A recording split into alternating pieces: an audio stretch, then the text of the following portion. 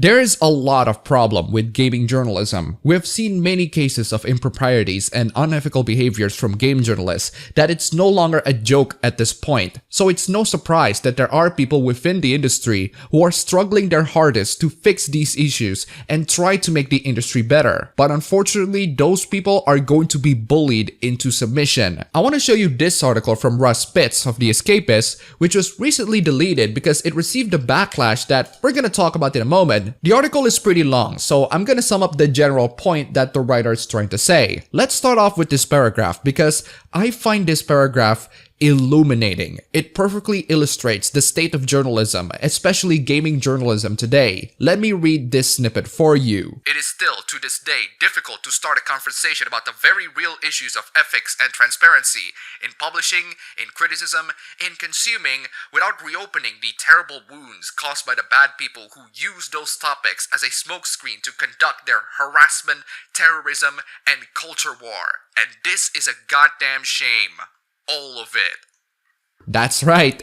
It's really hard to talk about ethics because people's feelings might get hurt. To give a bigger context with this paragraph, Russ was talking about the discussion of ethics and how it's always tied to movements like Gamergate, which the journalists always describe as a hate movement towards women and minorities. It is impossible to bring any sort of discussions about ethics towards game journalists, regardless if you're part of Gamergate or not. The reason is because these journalists are the victims of harassment, terrorism, and culture war. I find it interesting that culture war is being put right next to harassment and terrorism. Reading through the article, Russ seems to be somewhat genuine in his attempt in trying to be ethical, and his reasoning is actually very sensible. He talked about how pay-to-win microtransactions and loot boxes are hurting the industry, and how the role of the journalist is to be a representative for the consumers to these publishers in voicing their concerns. And that is true. In a lot of ways, we need these journalists who have connections to game publishers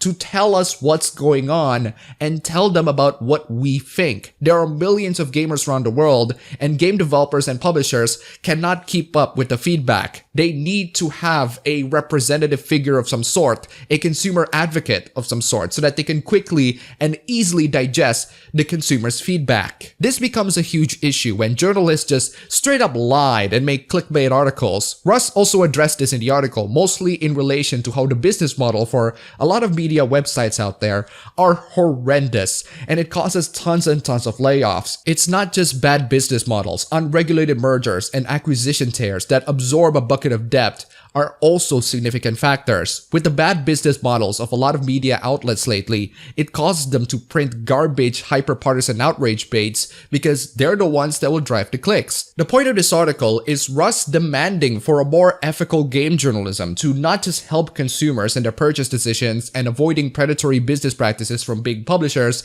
but also to help developers in voicing their concerns regarding terrible work practices like crunching, dev marching, and endless development cycles. Despite some really hot takes and quite a lot of misinformation, he has a general point that is actually valid in that we need to have a medium between game developers, publishers, and consumers. A medium that consumers can trust. We need to have better communication that would allow us to help the industry to be better. Journalists are supposed to be that medium, but unfortunately, in general, they're not really serving the consumers. They're serving either the publishers or their own political agenda. There have been many instances where journalists were asked or paid by the publishers to give positive reviews to certain games. Just recently, Jim Sterling received an email offering a fee to make a video review of a browser game. He denied it, of course, because, well, it's a freaking browser game. This can and has happened in the video game industry,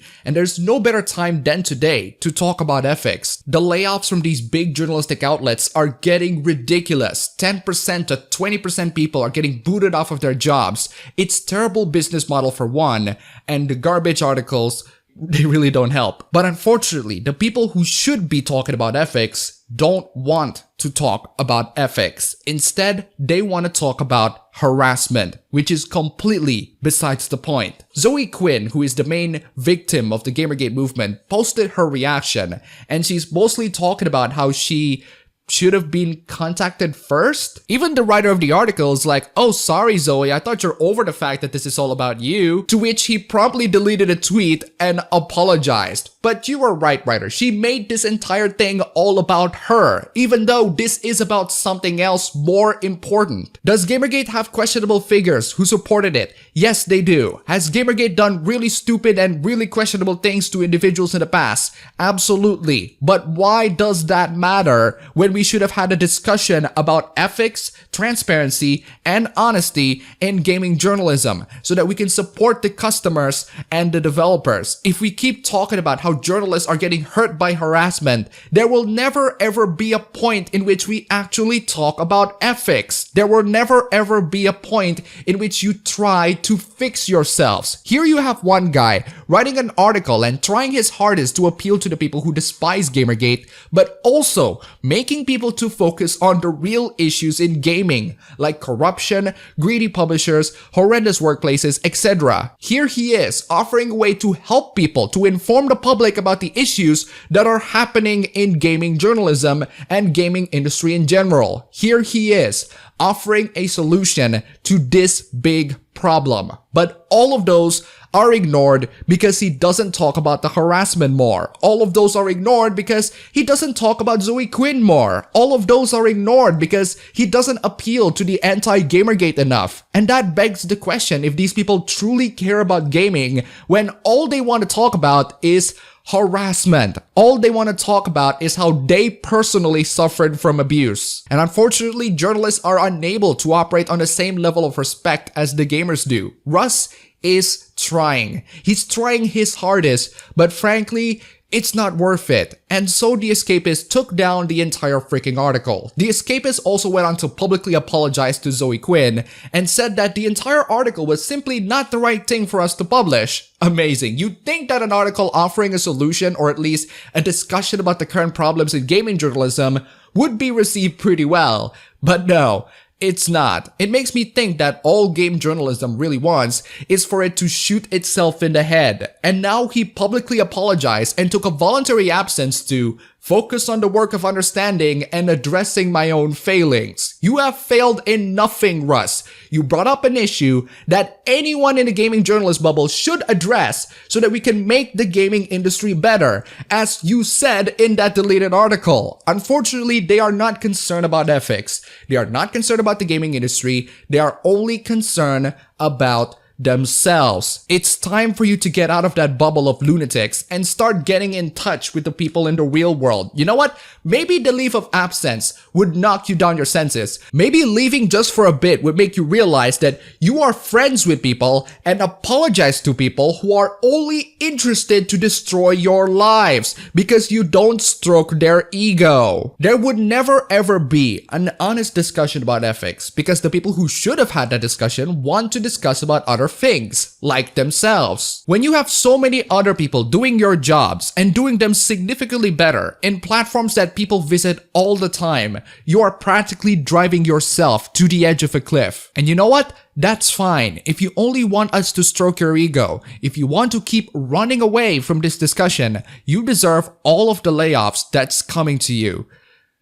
Before we end this video, I want to say huge thanks to Reeler, Whisk, K-Mist, and Sakari for the donations and the pledges. You guys are fantastic.